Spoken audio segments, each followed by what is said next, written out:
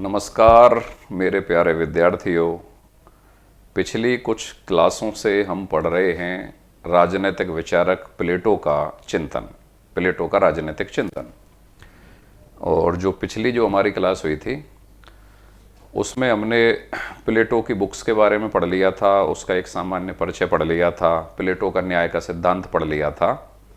आज की जो ये क्लास है वो प्लेटो के बहुत ही शानदार जो दो टॉपिक हैं उन पर आधारित है, प्लेटो की शिक्षा व्यवस्था और उसकी साम्यवादी व्यवस्था। तो शिक्षा व्यवस्था क्या है और साम्यवादी व्यवस्था क्या है, इसको हम अभी बड़े आराम से समझेंगे। इतने सरल तरीके से राजनीति विज्ञान आपको समझाया जाएगा कि वह विद्यार्थी जो कि पहली बार भी पढ़ रहा होगा उसको बड़े आसानी से समझ में आ जाएगा। तो देखते हैं प्लेटो की शिक्षा व्यवस्था और साम्यवादी व्यवस्था क्या है।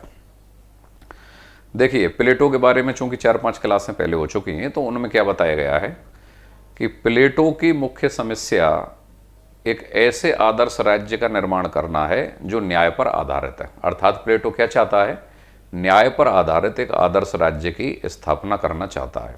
मतलब प्लेटो का आदर्श राज्य ऐसा आदर्श राज्य होगा जिसमें किसी भी प्रकार की कोई गलती ना हो, किसी भी व्यक्ति को किसी भी प्रकार की कोई समस्या ना हो, वह अपने आप में परफेक्ट हो। किस चीज के लिए परफेक्ट हो? व्यक्ति के नैतिक आध्यात्मिक विकास के लिए और उसकी उन्नति के लिए। मतलब क्या चाहता है प्लेटो अपने आदर्श राज्य में? प्लेटो के आदर्श राज्य का उद्देश्य है कि उसके निवासियों की नैतिक और आध्यात्मिक उन्नति और विकास होना चाहिए। यह प्लेटो के आदर्श राज्य का उद्देश्य है। अब ऐसा आदर्श राज्य जिसमें उसके निवासियों का नैतिक और आध्यात्मिक उत्थान होगा, वो कब हो सकता है? जब वह आदर्श राज्य न्याय पर आधारित हो। मतलब प्लेटो क्या चाहता है? न्याय पर आधारित आदर्श राज्य की स्थापना करना। ठीक है, तो प्लेटो का न्याय का सिद्धांत क्या है ये हम अपनी पिछली क्लास में पढ़ चुके थे। अब प्लेटो न्याय पर आधारित आदर्श राज्य जो बनाएगा, उस आदर्श राज्य के अंतर्गत वह आदर्श राज्य कब तक चलता रहेगा? जब तक न्याय व्यवस्था सकुशल रूप से चल रही है। अर्थात आदर्श राज्य के अंतर्गत न्याय व्यवस्था को मेंटेन करना या बनाए रखना प्लेटो की पहली आवश्यकता है। अगर आदर्श राज्य के अंतर्गत न्याय व्यवस्था भंग हो जाती है तो फिर वह आदर्श राज्य बिखर जाता है, क्योंकि आदर्श राज्य किस पर आधारित है? न्याय पर आधारित है। ठीक है, अब वो न्याय व्यवस्था का संरक्षण होता रहे, इसके लिए जरूरी क्या है? प्लेटो के बारे में हम पढ़ चुके थे कि प्लेटो ने राज्य में या समाज में कितने वर्ग माने हैं? 3 वर्ग माने हैं। यहां पर गौर करेंगे आप। प्लेटो ने राज्य में या समाज में, देखो आपको बताया गया था कि यूनानी विचारकों की दृष्टि में, यूनानी विचारक मतलब प्लेटो और अरस्तु, यूनानी विचारकों की दृष्टि में राज्य और समाज एकार्थक होता है। एकार्थक मतलब एक ही बात होती है, राज्य और समाज एक ही बात होती है। तो राज्य या समाज में कितने वर्ग मानते हैं? वो 3 वर्ग मानते हैं। कौन मानता है? प्लेटो। कौन कौन से वर्ग मानता है? पहला है दार्शनिक शासक वर्ग, दार्शनिक शासक वर्ग। दूसरा कौन सा है? सैनिक वर्ग। और तीसरा कौन सा है? उत्पादक वर्ग। कौन सा वर्ग भाई? उत्पादक वर्ग। ठीक है, ये जो दार्शनिक शासक वर्ग है और सैनिक वर्ग है, प्लेटो इनको संरक्षक वर्ग बोलता है। क्या बोलता है? संरक्षक, संरक्षक वर्ग, संरक्षक वर्ग। ठीक है, तो प्लेटो के संरक्षक वर्ग में कौन से 2 वर्ग आते हैं? ऊपर वाले दोनों आते हैं, दार्शनिक शासक वर्ग और सैनिक वर्ग। कई किताबों में दार्शनिक शासक वर्ग को पूर्ण संरक्षक और सैनिक वर्ग को सह संरक्षक भी लिखा हुआ है। पूर्ण संरक्षक और सह संरक्षक। सबसे पहले तो ये जानिए कि प्लेटो के संरक्षक वर्ग में दार्शनिक शासक वर्ग आता है और सैनिक वर्ग आता है। ये 2 वर्ग मिलके संरक्षक वर्ग बनाते हैं। दूसरी बात, कुछ जगह पे लिखा होता है कि दार्शनिक शासक वर्ग का मतलब पूर्ण संरक्षक, पूर्ण संरक्षक वर्ग। मतलब संरक्षक वर्ग के भी 2 पार्ट कर दिए। दार्शनिक शासक को पूर्ण संरक्षक वर्ग लिखा गया है और सैनिक वर्ग को सह संरक्षक लिखा गया है। लेकिन फिर भी आप एक ही नाम से संबोधित करें, प्लेटो का संरक्षक वर्ग। संरक्षक वर्ग का मतलब क्या है? दार्शनिक शासक वर्ग और सैनिक वर्ग। ठीक है। अब प्लेटो क्या चाहता है? प्लेटो चाहता है कि उसके आदर्श राज्य के अंतर्गत न्याय व्यवस्था बनी रहे, क्योंकि अगर न्याय व्यवस्था बनी रहेगी तभी आदर्श राज्य बना रहेगा, क्योंकि न्याय क्या है? आदर्श राज्य का आधार है। अब न्याय व्यवस्था कैसे बनी रह सकती है? जब उसका संरक्षक वर्ग मतलब वह वर्ग जिसके हाथ में कमांड है आदर्श राज्य का, वह दोष मुक्त रहे, मतलब उसमें किसी भी प्रकार का कोई दोष नहीं हो। क्यों? संरक्षक वर्ग ही अगर दोषों से ग्रस्त हो जाएगा तो फिर न्याय खत्म हो जाएगा। तो फिर न्याय को मेंटेन करने के लिए क्या जरूरी है? कि ये जो संरक्षक वर्ग है, ये संरक्षक वर्ग भ्रष्ट होने से बचे, दोष युक्त होने से बचे। तो संरक्षक वर्ग को वह दोष मुक्त बनाए रखना चाहेगा। क्यों? क्योंकि न्याय बनाए रखना है। न्याय क्यों बनाए रखना चाहेगा? क्योंकि न्याय पे ही तो वो आदर्श राज्य टिका हुआ है। तो आदर्श राज्य को बनाए रखने के लिए न्याय बनाए रखेगा, और न्याय को बनाए रखने के लिए संरक्षक वर्ग को दोष मुक्त बना रखेगा। अब प्लेटो कहता है कि भाई दोष दो प्रकार के होते हैं, एक तो मानसिक दोष या वैचारिक दोष, और एक बाह्य दोष या भौतिक दोष। किसी भी व्यक्ति में दो प्रकार के दोष पाए जाते हैं, बाह्य और आंतरिक। तो आंतरिक जो है वो तो मानसिक है, वैचारिक है। जैसे बुरे विचार आना किस प्रकार का दोष है? आंतरिक है या वैचारिक है। ठीक है। अपनी हरकतों से बुरा कार्य करना, किसी को मारना, पीटना, गाली गलौच देना, लड़ाई झगड़े करना, चोरी करना, तो ये कैसा दोष है? ये बाह्य दोष है या भौतिक दोष है। तो दोष दो प्रकार के, आंतरिक मानसिक या वैचारिक, और बाह्य दोष या भौतिक दोष। तो प्लेटो ये सोचता है कि अगर ये दोनों प्रकार के दोष मेरे संरक्षक वर्ग में से दूर कर दिए जाएं तो फिर संरक्षक वर्ग भ्रष्ट होने से बच जाएगा। और अगर संरक्षक वर्ग बेदाग रह जाता है मतलब शुद्ध रह जाता है, किसी भी प्रकार का दोष उसमें नहीं होता है, तो फिर न्याय व्यवस्था आदर्श राज्य में बची रहेगी। और न्याय व्यवस्था अगर बची रहेगी तो न्याय तो आदर्श राज्य का आधार है, तो वो आदर्श राज्य बचा रहेगा। तो अपने संरक्षक वर्ग के मानसिक और भौतिक दोनों ही प्रकार के दोषों को दूर करने के लिए प्लेटो दो साधनों का प्रयोग करता है। वो दो साधन कौन से हैं? क्या करता है प्लेटो? अपने संरक्षक वर्ग के दोनों प्रकार के दोष, कौन कौन से हैं भाई? दो प्रकार के दोष, एक तो मानसिक दोष, मानसिक को वैचारिक भी कह सकते हैं आप, मानसिक या वैचारिक दोष। और दूसरे प्रकार के दोष कौन से होते हैं? बाह्य कह लो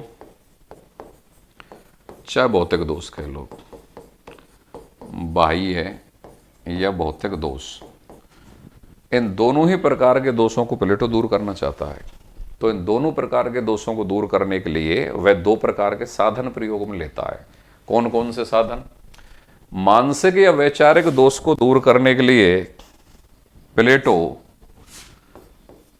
शिक्षा व्यवस्था, एक बहुत ही लंबी चौड़ी शिक्षा व्यवस्था की कल्पना करता है। शिक्षा व्यवस्था, और इतनी बड़ी शिक्षा व्यवस्था है कि वो कहां तक चलेगी? 6 वर्ष से लेके 50 वर्ष तक चलेगी। इतनी लंबी चौड़ी शिक्षा व्यवस्था के द्वारा वह अपने संरक्षक वर्ग के मानसिक दोषों को दूर करेगा, वैचारिक दोषों को दूर करेगा। और भौतिक या बाह्य दोषों को दूर करने के लिए वह जिस साधन का प्रयोग करता है उसका मतलब है, उस साधन का नाम है साम्यवादी व्यवस्था।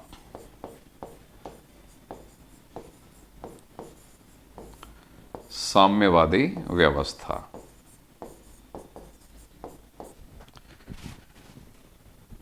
अपने संरक्षक वर्ग के दोनों ही प्रकार के दोष, मानसिक या वैचारिक और बाह्य या भौतिक, इन दोनों ही प्रकार के दोषों को दूर करने के लिए प्लेटो दो प्रकार के साधनों का प्रयोग करता है। मानसिक या वैचारिक दोषों को दूर करने के लिए एक लंबी शिक्षा व्यवस्था, और साम्यवादी और बाह्य या भौतिक दोषों को दूर करने के लिए साम्यवादी व्यवस्था।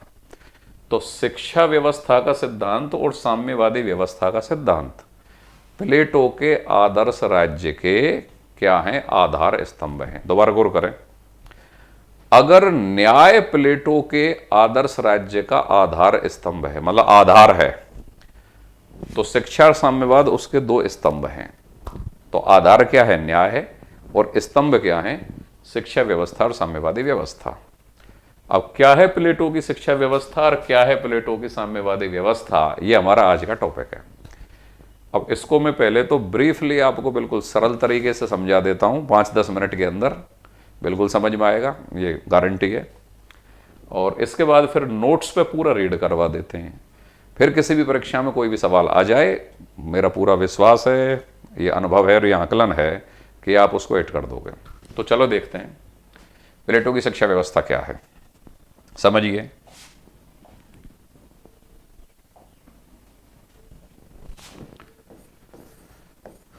शिक्षा व्यवस्था,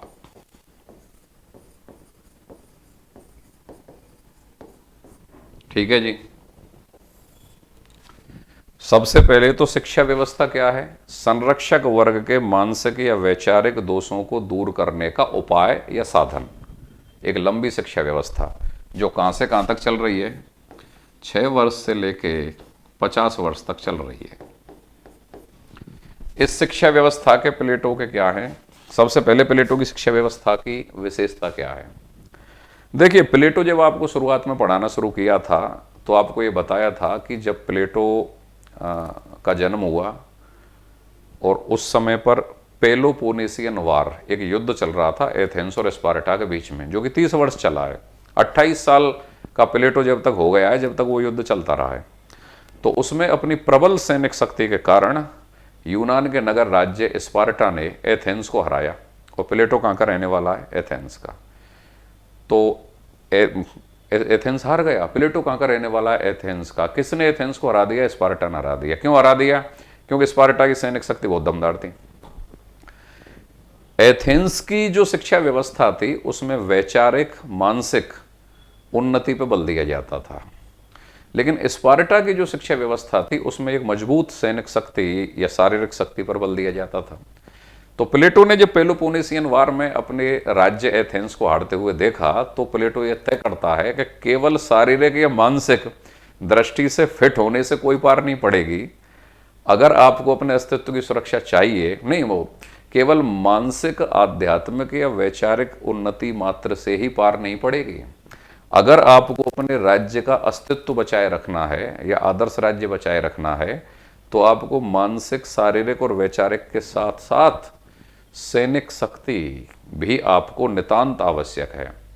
तो जब प्लेटो अपनी शिक्षा व्यवस्था का सिद्धांत देगा तो उसमें वो मानसिक के साथ साथ शारीरिक शिक्षा का प्रशिक्षण भी देगा। अर्थात प्लेटो की शिक्षा व्यवस्था में एथेंस और स्पार्टा दोनों की शिक्षा व्यवस्था का मिश्रण पाया जाएगा। एथेंस की शिक्षा व्यवस्था से तो वो मानसिक मजबूती या मानसिक प्रशिक्षण का तत्व प्राप्त करेगा, और स्पार्टा की शिक्षा व्यवस्था से वो शारीरिक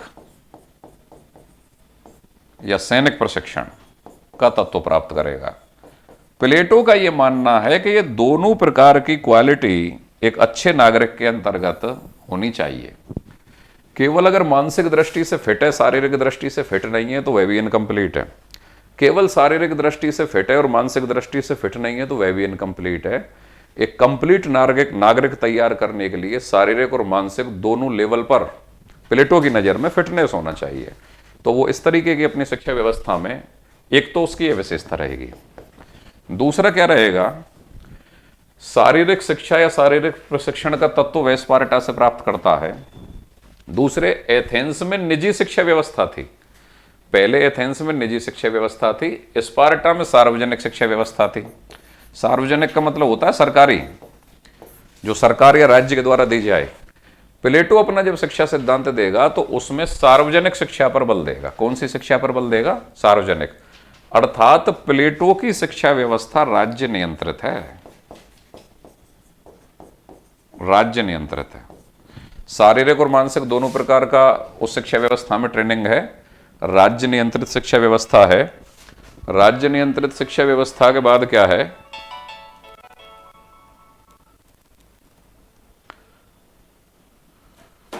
राज्य नियंत्रित शिक्षा व्यवस्था के अलावा जो अगली विशेषता है प्लेटो की, वह क्या है? लैंगिक समानता। एक बहुत बड़ा तत्व निकल के आ रहा है प्लेटो के चिंतन में, यहां पे आप गौर करोगे, लैंगिक समानता। इसका मतलब यह है कि प्लेटो अपनी शिक्षा व्यवस्था में लड़के और लड़कियां दोनों को शामिल करता है, लैंगिक दृष्टि से समानता अपनाता है। तो प्लेटो के राजनीतिक चिंतन में जो ये लैंगिक समानता का तत्व आया है, यहां पे गौर करो, ये भी कहां से आया है? ये भी स्पार्टा से आया है। तो स्पार्टा से एक तो शारीरिक या सैनिक प्रशिक्षण प्राप्त करता है, सार्वजनिक शिक्षा की व्यवस्था प्राप्त करता है, और लैंगिक समानता की व्यवस्था भी कहां से प्राप्त करता है? स्पार्टा से। लैंगिक समानता का मतलब क्या प्लेटो की दृष्टि में केवल लड़कों के लिए शिक्षा है या लड़कियों के लिए भी है? दोनों के लिए है। तो ये प्लेटो की शिक्षा व्यवस्था की विशेषताएं रहेंगी। ठीक है, अब ये जो शिक्षा व्यवस्था है प्लेटो की, इसके 3 चरण हैं।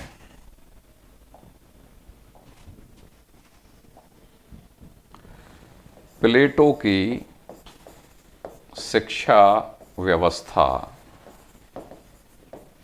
जो कहां से कहां तक चल रही है? 6 वर्ष से लेके 50 वर्ष तक, उसके 3 चरण हैं। प्रारंभिक शिक्षा,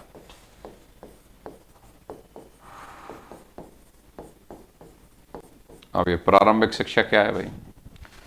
इस प्रारंभिक शिक्षा का जो टाइम है वो है 6 वर्ष से 20 वर्ष। हमको 6 से 50 वर्ष के बीच में डिवाइड करना है, तो प्रारंभिक शिक्षा 6 वर्ष से 20 वर्ष तक के लिए है। और प्रारंभिक शिक्षा का उद्देश्य क्या है? शारीरिक और मानसिक दोनों दृष्टि से मजबूत सैनिक वर्ग का निर्माण करना। क्या उद्देश्य है भाई? शारीरिक प्लस मानसिक, ये दोनों चीज तो प्लेटो सीख ही गया है पहले कि शारीरिक और मानसिक दोनों दृष्टि से फिट होना चाहिए। शारीरिक और मानसिक दृष्टि से मजबूत कौन से वर्ग का निर्माण करना? सैनिक वर्ग का निर्माण करना। ठीक है, तो प्लेटो इस प्रारंभिक शिक्षा की व्यवस्था में किस प्रकार पर बल देगा? व्यायाम और संगीत की शिक्षा पर बल देगा। व्यायाम और संगीत। देखो प्लेटो क्या कहता था, शारीरिक और मानसिक दोनों दृष्टि से मजबूत सैनिक वर्ग का निर्माण करना कौन सी शिक्षा का उद्देश्य है? प्रारंभिक शिक्षा का उद्देश्य है। तो इसमें प्लेटो क्या कहेगा कि संगीत और व्यायाम दोनों की शिक्षा बच्चे को दी जाए, क्योंकि इस एज में 6 से 20 वर्ष की जो एज है, यहां पर बच्चा विचारशील होता है, काल्पनिक प्रवृत्तियों में रहता है, विचारशील होता है, इस तरीके का होता है। तो फिर उसमें संगीत और व्यायाम दोनों की शिक्षा दो। व्यायाम से तो शारीरिक मजबूती आएगी और संगीत से मानसिक मजबूती आएगी। तो शारीरिक और मानसिक दोनों प्रकार से मजबूत एक सैनिक तैयार होगा। अच्छा, इसका समय क्या रखा है उसने? 6 वर्ष से 20 वर्ष तक। इस 6 वर्ष से 20 वर्ष की अवस्था में जो 18 वर्ष से 20 वर्ष, मतलब लास्ट के जो 2 वर्ष हैं, उसमें प्लेटो अनिवार्य रूप से सैनिक शिक्षा या मिलिट्री ट्रेनिंग की व्यवस्था करता है। प्लेटो का यह मानना है कि ये 2 वर्ष तो मिलिट्री ट्रेनिंग या सैनिक शिक्षा हर व्यक्ति को लेनी ही पड़ेगी। 20 वर्ष पे प्लेटो फिर एक परीक्षा करवाएगा। जब ये प्रारंभिक शिक्षा कंप्लीट हो जाएगी, प्रारंभिक शिक्षा का अंतिम चरण 18 से 20 वर्ष, इसमें फिर क्या करवा रहा है वो? अनिवार्य रूप से सैनिक शिक्षा दिलवा रहा है। ठीक है भाई, फिर 20 वर्ष पे वो एक पेपर लेगा। 20 वर्ष पे जो परीक्षा होगी उसमें जो विद्यार्थी पास हो जाएंगे वो उसका जो उच्च वर्ग या दूसरा वर्ग है ना, दार्शनिक शासक वर्ग, उसकी तैयारी करेंगे। और 20 वर्ष पे होने वाली परीक्षा में जो विद्यार्थी फेल हो जाएंगे तो वो सैनिक बन जाएंगे, क्योंकि सैनिक वाला प्रशिक्षण तो वो 18 से 20 के बीच में ले ही चुके हैं। तो प्रारंभिक शिक्षा के द्वारा वो शारीरिक और मानसिक, यहां पे गौर करना, शारीरिक और मानसिक दोनों दृष्टि से मजबूत किस वर्ग का निर्माण करेगा? सैनिक वर्ग का निर्माण करेगा। 20 वर्ष पे पेपर होगा, पेपर में जो पास हो जाएंगे वो अगली क्लास की तैयारी करेंगे, मतलब दार्शनिक शासक वर्ग की तैयारी करेंगे। और जो फेल हो जाएंगे वो क्या करेंगे? वो अपना सैनिक का ट्रेनिंग तो वो ले ही चुके हैं। इसको ठीक ऐसे समझो, 3rd ग्रेड की परीक्षा आप पास कर चुके, 1st ग्रेड स्कूल लेक्चरर की तैयारी कर रहे हो, ठीक है। कुछ विद्यार्थी तो ऐसे होंगे कि भाई साहब थर्ड ग्रेड की परीक्षा पास करने के बाद अपनी तैयारी वैयारी छोड़ देंगे और छोड़ने के बाद अपना थर्ड ग्रेड की नौकरी करेंगे, रीट की नौकरी करेंगे। कुछ ऐसे होंगे कि नहीं, मुझको तो अपना ग्रेड बदलना है, फर्स्ट की तैयारी करूंगा, तो फर्स्ट वाले अगली क्लास में चले जाएंगे। वो उच्च शिक्षा होगी जो कहां से होगी, 20 वर्ष से लेकर 35 वर्ष तक जाएगी। उसमें भी 30 वर्ष पे एक परीक्षा होगी। अगर वो पास हो जाएंगे जब तो दार्शनिक शासक की ट्रेनिंग पे चले जाएंगे, और बाई चांस अगर वो फेल हो जाएंगे तो फेल होने के बाद वो क्या है कि वापस, फेल होने के बाद क्या करेंगे, वो वापस अपना सैनिक तो रह ही जाएंगे। ये है इसमें। अब देखो इसको समझो, वापस समझो। प्रारंभिक शिक्षा 6 से 20 वर्ष है। शारीरिक और मानसिक दृष्टि से मजबूत किसका निर्माण कर रहा है, सैनिक वर्ग का। संगीत और व्यायाम दोनों की शिक्षा दे रहा है, क्योंकि शारीरिक और मानसिक दोनों दृष्टि से फिट नागरिक चाहिए उसको अपने। तो व्यायाम से क्या आएगी, शारीरिक मजबूती आएगी, संगीत से क्या आएगी, मानसिक मजबूती आएगी। 18 से 20 वर्ष मतलब प्रारंभिक शिक्षा का अंतिम जो है 18 से 20 वर्ष, जो लास्ट के 2 साल हैं, उनमें वो अनिवार्य रूप से सैनिक प्रशिक्षण की व्यवस्था करता है। और उसके बाद फिर 20 वर्ष पर परीक्षा होती है। परीक्षा में जो फेल हो जाएंगे वो सैनिक का ट्रेनिंग तो ले ही चुके हैं, सैनिक रह जाएंगे। अगर पास हो जाएंगे तो उच्च शिक्षा पे चले जाएंगे। उच्च शिक्षा का उद्देश्य क्या होगा, दार्शनिक शासक का निर्माण करना। प्रारंभिक शिक्षा का उद्देश्य क्या है, शारीरिक और मानसिक दृष्टि से मजबूत सैनिक वर्ग का निर्माण करना। दूसरा चरण कौन सा आ रहा है, उच्च शिक्षा। दूसरा चरण है उच्च शिक्षा।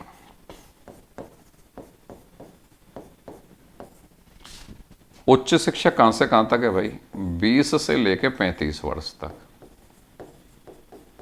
और उच्च शिक्षा का उद्देश्य क्या है, दार्शनिक शासक वर्ग का निर्माण करना। ये डायरेक्ट सवाल आएंगे पेपर में, दार्शनिक शासक वर्ग का निर्माण करना। सवाल पूछा जाएगा कि प्रारंभिक शिक्षा का उद्देश्य कौन से वर्ग का निर्माण करना है, दार्शनिक शासक वर्ग, सैनिक वर्ग, उत्पादक वर्ग। उत्तर क्या आएगा, सैनिक वर्ग। उच्च शिक्षा समझ गए, उसका उद्देश्य क्या है, दार्शनिक शासक वर्ग का निर्माण करना। अब ये क्या होगा, प्रथम चरण जो था 6 वर्ष से 20 वर्ष का, उसमें तो बच्चा क्या होता है, विचारशील होता है, कल्पनाशील होता है। लेकिन ये जो एज ग्रुप आता है ना 20 से 35 वर्ष का, इसमें प्लेटो का मानना है कि विद्यार्थी तार्किक होता है, दार्शनिक प्रवृत्ति का होता है, तार्किक होता है, दार्शनिक होता है, सोचने समझने वाला हो जाता है, तर्क करने वाला हो जाता है, मतलब लॉजिकल हो जाता है आदमी, थोड़ा सा सोचने समझने वाला, अपना दिमाग का प्रयोग करने वाला, इस तरीके का हो जाता है। ठीक है, तो इसके लिए फिर वो क्या करेगा, गणित, ज्योतिष, तर्कशास्त्र, इन विषयों की शिक्षा दिलवाएगा, इनकी शिक्षा दिलवाएगा। फिर 30 वर्ष पर एक परीक्षा आयोजित करेगा।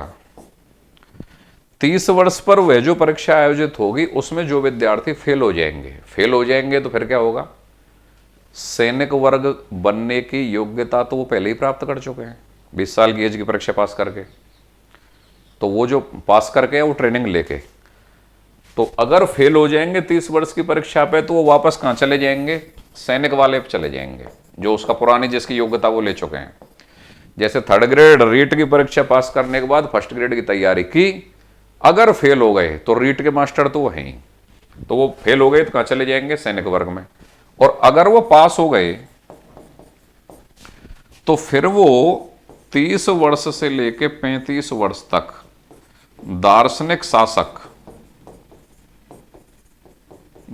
शासक का निर्माण करने के लिए द्वंद्वात्मकता की शिक्षा ग्रहण करेंगे। मतलब पास होने के बाद वो कौन से वर्ग में प्रवेश कर जाएंगे, पास होने के बाद वो दार्शनिक शासक वर्ग में प्रवेश कर जाएंगे, मतलब उनका सिलेक्शन हो जाएगा फाइनली। अब जब उनका सिलेक्शन हो जाएगा तो 30 वर्ष से 35 वर्ष तक उनको किसकी शिक्षा दी जाएगी, द्वंद्वात्मक की। क्योंकि आपने प्लेटो के बारे में पढ़ा होगा, प्लेटो ने अपनी जितनी भी पुस्तकें लिखी हैं उसमें से मैक्सिमम पुस्तकें द्वंद्वात्मक शैली में लिखी हैं, जिसको कि वह सुकरात से अपनाता है। तो द्वंद्वात्मक वाद विवाद के द्वारा सत्य का अन्वेषण करने की पद्धति, तो इसकी ट्रेनिंग करवा रहा है प्लेटो 5 साल के। दार्शनिक शासक वर्ग कौन सा वर्ग है, जो 30 वर्ष पे होने वाली परीक्षा में पास हो रहा है। पास होने वाले दार्शनिक शासक में चले गए, फिर उनका ट्रेनिंग शेड्यूल स्टार्ट हो जाएगा। और फेल होने वाले वापस सैनिक तो बन ही जाएंगे, क्योंकि सैनिक की लेवल का तो योग्यता वो पहले ही ले चुके हैं। फिर 30 वर्ष से 35 वर्ष तक प्लेटो द्वंदात्मकता की शिक्षा दिलवाएगा। किन को दिलवाएगा? जो दार्शनिक शासक वर्ग का निर्माण करेंगे उन व्यक्तियों को दिलवाएगा, जो कि द्वितीयक स्तर की जो परीक्षा या उच्च शिक्षा इसको प्राप्त करने के बाद जो परीक्षा में पास हो जाएंगे, दार्शनिक शासक वर्ग में जाएंगे, उनको दिलवाएगा। किसकी शिक्षा दिलवाएगा? द्वंदात्मकता की। कब से कब तक दिलवाएगा? 30 से 35 वर्ष तक। ठीक है। फिर 35 वर्ष से लेके 50 वर्ष तक, 35 वर्ष से 50 वर्ष, यह शिक्षा का तीसरा चरण है। इसको बोला जाता है व्यावहारिक प्रशिक्षण का काल। व्यावहारिक प्रशिक्षण का काल। इस प्रकार उसकी शिक्षा में 3 चरण है: प्रारंभिक शिक्षा, उच्च शिक्षा और व्यावहारिक प्रशिक्षण। व्यावहारिक प्रशिक्षण किनको दिलवाएगा? व्यावहारिक प्रशिक्षण उनको दिलवाएगा जो कि उच्च शिक्षा को पास कर चुके हैं। पास करने का मतलब दार्शनिक शासक वर्ग में चले गए हैं। अब दार्शनिक शासकों को पहले तो 30 वर्ष से 35 वर्ष तक क्या दिलवा रहा है? द्वंदात्मकता की शिक्षा।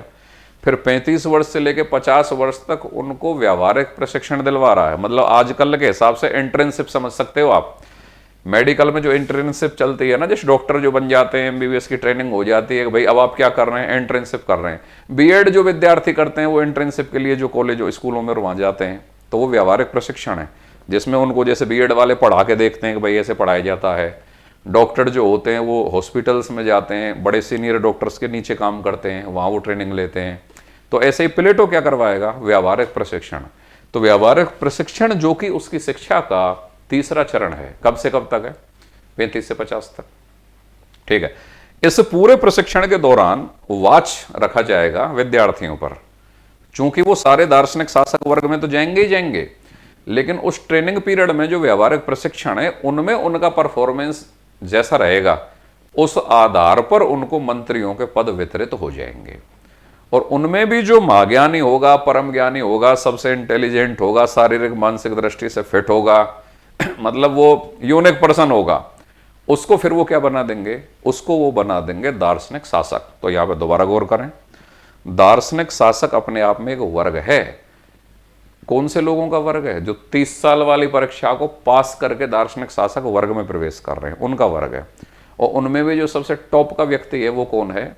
जो सबसे टॉप लेवल का जो व्यक्ति है वह दार्शनिक शासक बनेगा। ठीक है जी। अब भाई आलोचक तो सब चीज के होते हैं। हालांकि रूसो कहता है कि प्लेटो ने अपना जो शिक्षा व्यवस्था दी है वो रिपब्लिक पुस्तक में दी है, कि रिपब्लिक शिक्षा शास्त्र पर लिखा गया अब तक का सबसे बड़ा ग्रंथ है। ये कोटेशन किसने दी है? ये कोटेशन रूसो ने दी है। ये सवाल बार बार पुराने टाइम पे परीक्षाओं में आता था, अभी भी आ सकता है ऑब्जेक्टिव टाइप की परीक्षा में। अब आलोचना, आपको सारे एंगल से पढ़ना चाहिए चीजों को। आलोचना वाले क्या कहेंगे कि भाई प्लेटो शिक्षा व्यवस्था क्यों दे रहा है? प्लेटो शिक्षा व्यवस्था इसलिए दे रहा है कि उसका संरक्षक वर्ग में कौन आता है? दार्शनिक शासक वर्ग और सैनिक वर्ग। यह किसी भी तरीके से भ्रष्ट नहीं हो जाए, क्योंकि अगर यह भ्रष्ट हो गया तो न्याय पर आधारित आदर्श राज्य बिखर जाएगा। ठीक है। तो आलोचक क्या कह रहे हैं कि इस बात की गारंटी कौन लेगा? पहली आलोचना तो यह है कि भाई साहब बहुत लंबी चौड़ी शिक्षा व्यवस्था है, 6 वर्ष से स्टार्ट होती है, 50 साल तक जाती है, जबकि रिटायरमेंट की एज ही 60 साल है आजकल के हिसाब से देखें तो 50 साल अब तो ओवर एज और कर देते हैं परीक्षाओं देने से। तो प्लेटो के बारे में कहा जाता है कि सब 50 साल तक शिक्षा, एक तो बहुत लंबी है, उबाऊ है, थकावट वाली है, कौन पढ़ेगा 50 साल तक? पहली आलोचना।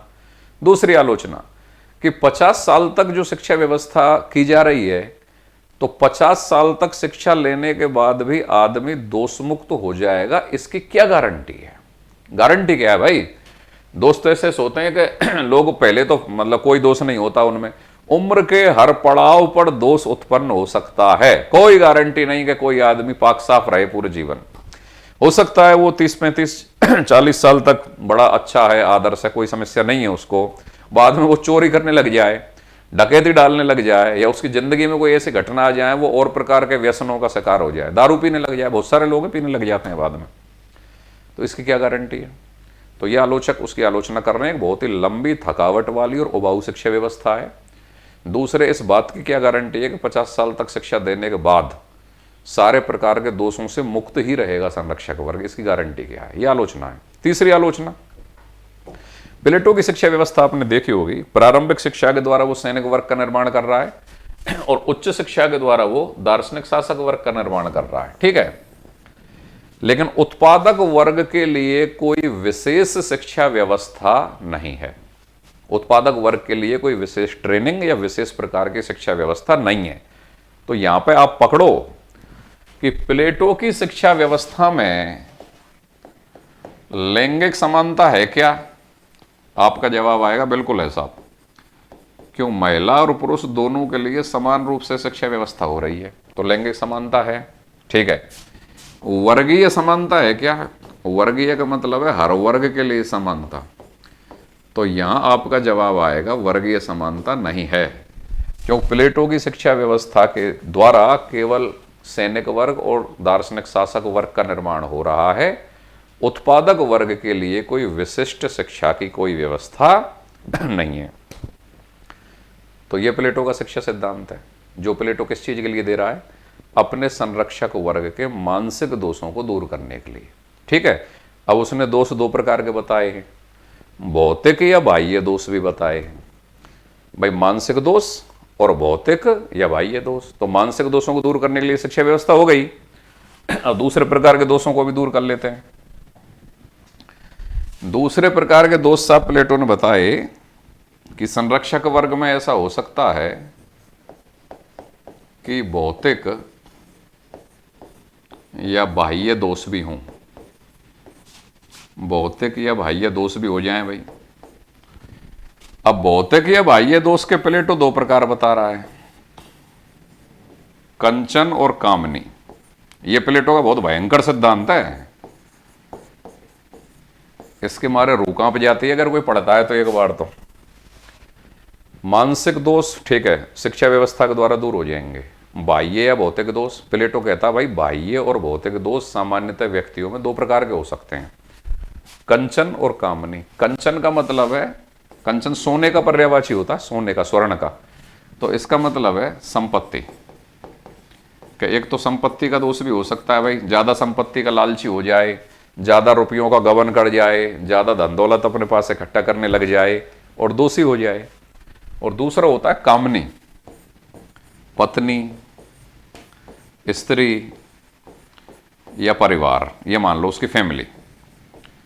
देखो ऐसा हो सकता है कि कोई व्यक्ति व्यक्तिगत रूप से उसको संपत्ति का किसी भी प्रकार का कोई लालच ना हो। इस दुनिया में बहुत सारे आदमी इस प्रकार के पाए जाते हैं कि जिनको संपत्ति से या रुपए पैसे से बहुत ज्यादा मोह माया, लाग लपेट, इच्छा बहुत ज्यादा नहीं होती, ठीक है। लेकिन ऐसा हो सकता है कि उसके परिवार में उसके बेटे, उसकी पत्नी या कोई स्त्री जिनसे उसका लगाव है, उसके लिए कामनी वर्ड का प्रयोग है। ये लोग उस व्यक्ति को बाध्य कर दें बेईमानी करने के लिए, घोटाला करने के लिए। तो इनके कारण पत्नी के कारण कामनी, मतलब कामनी, पत्नी, स्त्री, परिवार, इनके मोह में फंस के कोई व्यक्ति घोटाले, गबन, चोरी या गलत कार्य करने लग जाए। तो प्लेटो का यह कहना है कि बाह्य दोष दो प्रकार के होते हैं, संपत्ति संबंधी या परिवार संबंधी। या तो संपत्ति का लालची है तो ज्यादा गबन घोटाले करेगा, अनियमितताएं करेगा, या परिवार, पत्नी, उसके बारे में ज्यादा सोचने वाला है तो वो ज्यादा घोटाले या गबन करेगा। तो फिर प्लेटो का क्या कहना है? प्लेटो का यह कहना है कि अगर संरक्षक वर्ग को शुद्ध ही बनाए रखना है तो दोनों चीजों को वर्जित कर दो संरक्षक वर्ग के लिए। मतलब उसकी खुद की कोई निजी संपत्ति या निजी संपत्ति नहीं होगी, खुद का कोई निजी पत्नी या परिवार या स्त्री ये भी नहीं होगा। अब देखो कितनी भयंकर कल्पना है। प्लेटो क्या चाहता है? प्लेटो अपने आदर्श राज्य में एकता चाहता है, न्याय चाहता है, जिससे कि आदर्श राज्य टिका रहे। क्यों टिका रहे? क्योंकि प्लेटो को अपने राज्य के लोगों की आध्यात्मिक उन्नति या नैतिक विकास ज्यादा करना है। ज्यादा करना है तो कैसे होगा? न्याय पर आधारित होना चाहिए आदर्श राज्य। न्याय कब होगा? जब उसका संरक्षक वर्ग जो नेतृत्व कर रहा है समाज को या राज्य को, वह दोष विहीन रहे, दोष मुक्त रहे। संरक्षक वर्ग दोष मुक्त कब होगा? जब उसमें किसी भी प्रकार का कोई दोष नहीं होना चाहिए। कौन से प्रकार का दोष नहीं होना चाहिए? दोष दो प्रकार के होते हैं, एक तो मानसिक और एक भौतिक। मानसिक दोष कब दूर होंगे? उचित शिक्षा व्यवस्था दो, 50 साल तक पढ़ाओ उसको, अपने आप दिमाग सही रहेगा उसका। प्लेटो का मानना है। और बाह्य और भौतिक दोष हो गया तो साहब, बाह्य और भौतिक दोष हो गया तो बाह्य और भौतिक दोष कितने प्रकार के? 2 प्रकार के। कंचन मतलब संपत्ति का, और कामनी मतलब परिवार का, पत्नी का, स्त्री का। तो मन ऐसा करो, इन दोनों चीजों को हटा दो उसकी जिंदगी से, संरक्षक वर्ग की से। तो फिर प्लेटो क्या कल्पना करता है? इसको बोला है उसने संपत्ति और परिवार का साम्यवाद। क्या बोला है? जो दूसरे प्रकार का साधन है, संपत्ति और परिवार का साम्यवाद। तो 2 प्रकार के साधन देता है, शिक्षा का सिद्धांत और साम्यवादी सिद्धांत। अब साम्यवाद किस चीज का? संपत्ति का और परिवार का। साम्यवाद ऐसी शासन व्यवस्था होती है जिस पे संसाधनों पर पूरे समाज का अधिकार होता है। तो प्लेटो कहता है कि संरक्षक वर्ग की कोई निजी संपत्ति नहीं रहेगी। वे सरकारी कपड़े पहनेंगे, सरकारी बैरकों में खाना खाएंगे, अपनी जो भी आवश्यकताएं होती हैं सरकारी कोष से पूरी होंगी, खुद की कोई संपत्ति नहीं होगी। फिर कोई कहे प्लेटो से कि भाई ऐसा हो सकता है कि व्यक्ति खुद की तो कोई संपत्ति नहीं बनाए और खुद को जरूरत भी नहीं हो संपत्ति की, लेकिन उसकी पत्नी उसको बाध्य करे, प्रेम का उसको बाध्य करे, कोई स्त्री उसको बाध्य करे जिसके वो सानिध्य में है कि मुझको प्रॉपर्टी चाहिए। तो फिर आदमी व्यक्तिगत रूप से तो शुद्ध है, या उसके बच्चे उससे कहें कि साहब हमको प्रॉपर्टी चाहिए, तो अपने बच्चे, पत्नी, परिवार और उनके चक्कर में फिर वो घोटाले करने लग जाए। तो प्लेटो कहेगा कि निजी संपत्ति भी उसकी नहीं हो और निजी परिवार भी उसका नहीं रहे, तो फिर वो माया रहेगी ही नहीं। निजी संपत्ति नहीं हो, ठीक है, संपत्ति का साम्यवाद। फिर पूछा जाएगा साहब खर्चे कैसे चलेंगे? मन खर्चे की टेंशन मत लो, सारे संरक्षक वर्ग वालों सुन लो। क्या करना है? जो भी आपकी आवश्यकता है, रोटी, कपड़ा, मकान, वो सब सरकारी कोष से पूरा होगा, तो तुमको संपत्ति की जरूरत ही नहीं है। मन साहब बिल्कुल नहीं है। और वन साहब परिवार, वन भाई परिवार भी तुम नहीं रख पाओगे, तुम्हारी कोई पत्नी नहीं रहेगी। जब खुद की कोई पत्नी नहीं रहेगी तो तुम्हारे बच्चे, कोई फैमिली, परिवार कुछ भी नहीं रहेगा। तो जब परिवार ही नहीं रहेगा तो व्यक्ति फिर लालच में आएगा ही नहीं। क्यों वो गलत काम करेगा? वो किसके लिए करेगा? प्रॉपर्टी किसके लिए जोड़ के रखेगा जब परिवार ही नहीं है? तो प्लेटो ने उसके लिए परिवार भी वर्जित कर दिया। अब अगला सवाल आया कि साहब जब संरक्षक वर्ग जो कि टैलेंटेड वर्ग है, जो कि मानसिक दृष्टि से मजबूत है, शारीरिक दृष्टि से भी मजबूत है, जब उसी को तुमने परिवार की अनुमति नहीं दी तो राज्य का संचालन करने के लिए अगली पीढ़ी भी चाहिए, लोग भी तो चाहिए, अगली जनरेशन भी तो चाहिए। तो वो जनरेशन कहां से आएगी जब तुमने संरक्षक वर्ग को तो परिवार का अधिकार दिया ही नहीं है? और संरक्षक वर्ग ही उस राज्य के अंतर्गत डोमिनेंट, पढ़ा लिखा, इंटेलेक्चुअल, शारीरिक मानसिक दृष्टि से फिट वर्ग है, उसको परिवार तुमने दिया नहीं है, तो फिर अगली पीढ़ी कैसे आएगी उस राज्य में? तो फिर प्लेटो एक बहुत ही भयंकर कल्पना करता है कि ना कोई संरक्षक वर्ग में कोई किसी का पति होगा और ना कोई किसी की पत्नी होगी। शारीरिक और मानसिक दृष्टि से जो फिट व्यक्ति हैं राज्य के अंदर, महिला और पुरुष दोनों, उनको सेलेक्ट किया जाएगा। उनको सेलेक्ट करने के बाद उनको एक साथ रखा जाएगा सरकारी आवासों में, कुछ समय तक, कुछ महीनों तक, कुछ दिनों तक उनको एक साथ रखा जाएगा। और उनके संसर्ग से, मतलब वो जब साथ रहेंगे तो आपस में मिलेंगे, साथ रहेंगे, as a husband wife style में साथ रहेंगे, और उनके संसर्ग से जो संतति पैदा होगी वो राज्य की संतति होगी, उनकी संतति नहीं होगी। उनमें से किसी भी व्यक्ति को यह नहीं बताया जाएगा कि यह बच्चा तुम्हारा है, और बच्चों को भी यह नहीं बताया जाएगा कि ये माँ बाप तुम्हारे हैं।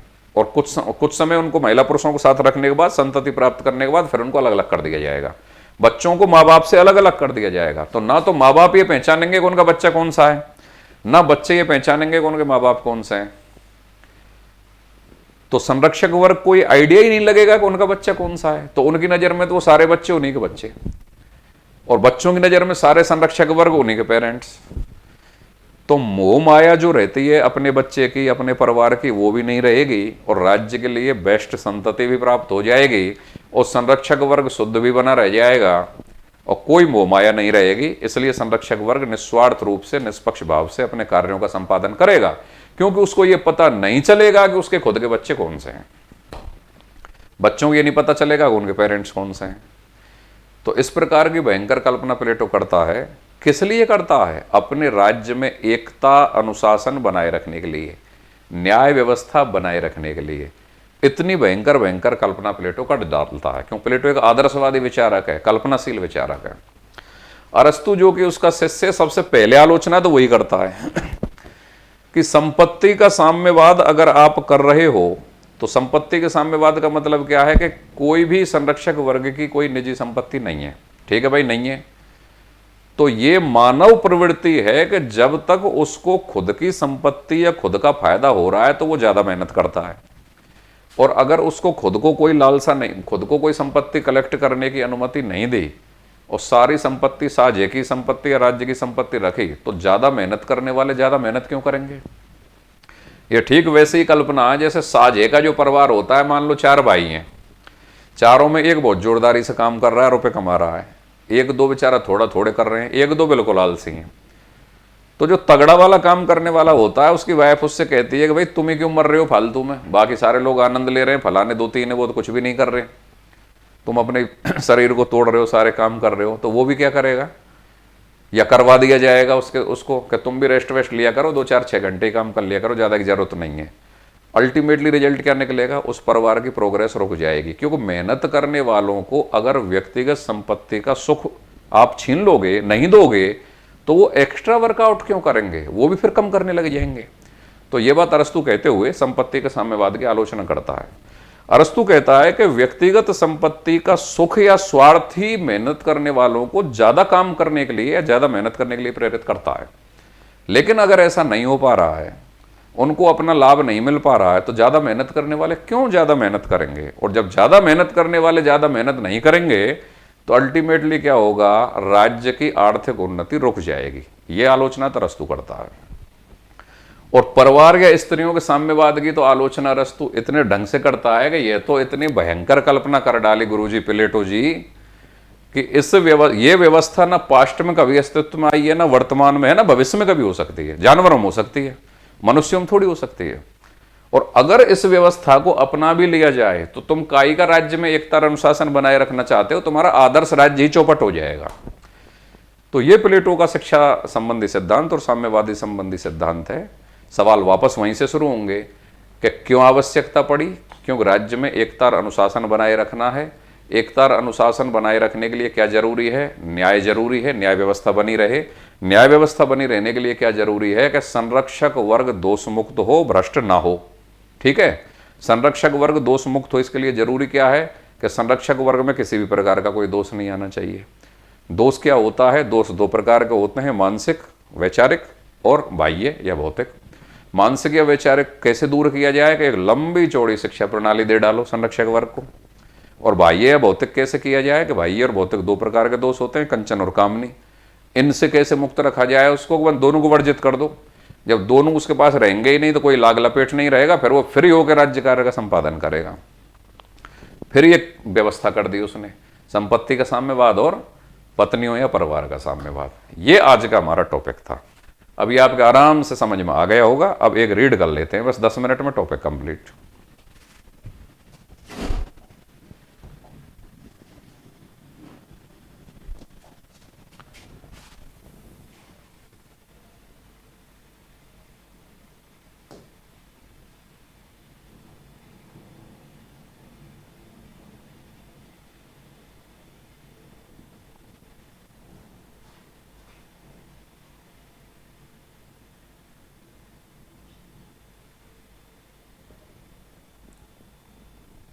हाँ जी,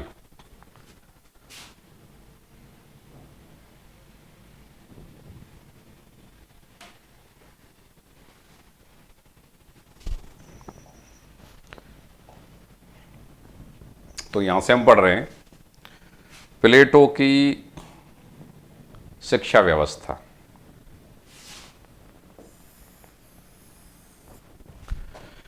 ये सब कुछ स्क्रीन पे वही आएगा जो मैंने अभी आपको समझाया है, और एक तरीके से आपका रिवीजन होगा। प्लेटो की मुख्य समस्या न्याय पर आधारित ऐसे आदर्श राज्य का निर्माण करना है जिसमें कोई भी गलती ना हो। ये टैगलाइन है, इसको पकड़ लो। किस पे आधारित आदर्श राज्य? न्याय पर आधारित। क्या चीज? आदर्श राज्य का निर्माण करना है जिसमें कोई भी गलती ना हो। और इस आदर्श राज्य का उद्देश्य, प्लेटो के आदर्श राज्य का उद्देश्य क्या है? अपने नागरिकों की आध्यात्मिक उन्नति और नैतिक विकास। इस आदर्श राज्य का उद्देश्य प्रत्येक व्यक्ति की प्रत्येक व्यक्ति की नैतिक तथा आध्यात्मिक उन्नति करना है। यह प्लेटो के आदर्श राज्य का उद्देश्य है भाई। अपने आदर्श राज्य में न्याय व्यवस्था की प्राप्ति या उसे बनाए रखने के लिए प्लेटो की मुख्य जरूरत अपने संरक्षक वर्ग। भाई न्याय कब बना रहेगा? जब प्लेटो का संरक्षक वर्ग बेदाग रहेगा, दोषहीन रहेगा। संरक्षक वर्ग में कौन आता है? दार्शनिक शासक वर्ग और सैनिक वर्ग को भ्रष्ट होने से बचाना। संरक्षक वर्ग को भ्रष्ट होने से बचाना। इसके लिए संरक्षक वर्ग के मानसिक व शारीरिक दोनों प्रकार के दोषों को दूर करने के लिए, तो दोष दो प्रकार के हो गए भाई, मानसिक व शारीरिक दोनों प्रकार के दोषों को दूर करने के लिए प्लेटो दो साधनों की कल्पना करता है। वापस गौर कर लो, न्याय पर आधारित आदर्श राज्य को बनाए रखना चाहता है। वो कब बना रहेगा? जब उसका संरक्षक वर्ग भ्रष्ट नहीं होगा या उसमें कोई दोष नहीं आएंगे। दोष दो प्रकार के, मानसिक और भौतिक। तो दोनों प्रकार के दोषों से मुक्त रखने के लिए, बचाए रखने के लिए दो साधनों का प्रयोग करता है। मानसिक दोषों को दूर रखने के लिए कौन सा साधन है? शिक्षा व्यवस्था। और भौतिक दोषों को दूर करने के लिए कौन सा साधन है? साम्यवादी व्यवस्था।